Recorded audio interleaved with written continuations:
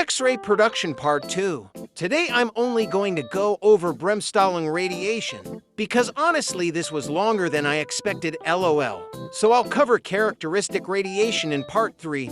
When you think of Brems, the first thing you should think is that it means breaking in German, because the electron comes into the tungsten atom and breaks around the nucleus. It is non-ionizing. That means no electrons are being knocked out of the tungsten atom, as the negative electron gets close to the positive nucleus. Remember, energy is not created nor destroyed, so that breaking is releasing energy in the form of radiation. Just like how if you ride your brakes down a mountain, they produce a lot of heat and can lock up on you. This slowing down creates heat on your car brakes, but it creates radiation in a tungsten atom. A quick cheat for you: whenever you see one of these interactions, if you see a straight line coming into the atom, that means it's an electron in, and we only have electrons in the tube. A wavy line is going to represent an X-ray photon or bundle of energy. So in X-ray production, or in both Brems and characteristic, we will have a straight line in and a wavy line out of the atom.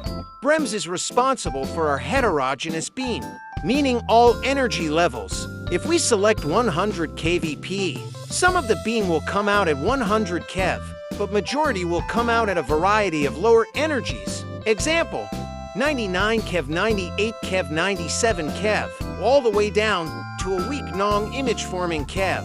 When we select a kVp below 70 kVp, 100% of the X-ray beam is Brems. Once we select 70 kVp and higher, we're going to say that Brems goes down to about 80% of the beam, and characteristic will take over about 20% of the X-ray beam. So here, I have a 100 keV electron coming across the tube gap from the cathode and decelerating around the tungsten nucleus. If it started at 100 and just breaks a little, it will leave the atom at 80 keV to continue to have more interactions in the anode and produce a 20 keV X-ray photon. Yay! X-ray! Not that we really care about X-rays that weak.